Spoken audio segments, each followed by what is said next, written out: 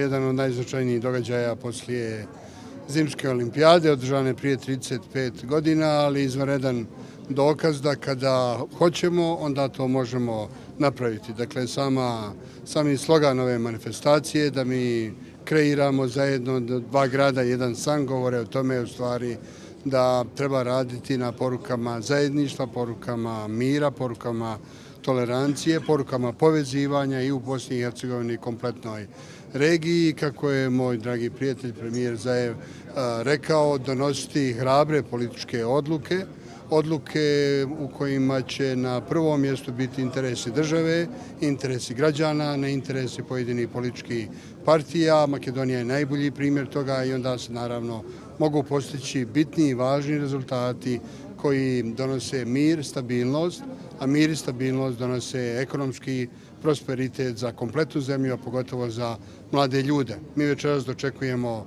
reprezentacije iz 46 zemalja svijeta. Sarajevo je ponovo sportski centar svijeta, odavde će ponovo otići poruke da je sport taj koji u stvari povezuje, poruke saradnje, poruke mira, poruke da se natječemo u dobru, brže, jače, više, kakav je slogan olimpijskih igara. Večeras će ponovo zasjeti olimpijski plamen i ponovo zasjeti olimpijski krugovi koji su simbol povezivanja. To treba i Bosni i Hercegovini, to treba kompletnom našem regionu i zbog toga smo sretni da večeras možemo biti domaćini jednom ovako značajnom sportskom događaju. Pravi slogan je jedna domovina, dva grada, jedan san. Bosna i Hercegovina kao samostalna i cjelovita, kao članica Evropske unije i članica NATO saveza, kao članica svih međunarodnih organizacija i asocijacija koje garantuju mir, stabilnost i ekonomski prosperitet.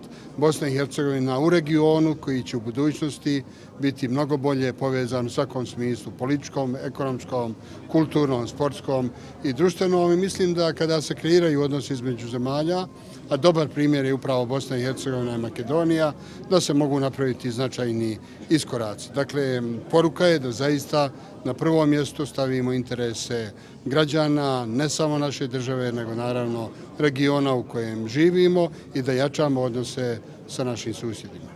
Osjećaj je izvanredan, dakle, biti domaćin jedne ovakve izuzetne manifestacije, prisustvovati defileu 46 zemalja, ugostiti sve drage goste koji su došli, a pogotovo djecu koja će se takmičiti. Naravno, jedan osjećaj koji izaziva u najmanju ruku ushićenje i činjenicu da smo svi ponovo okupljeni u Sarajevu kao u Jerusalemu Evrope.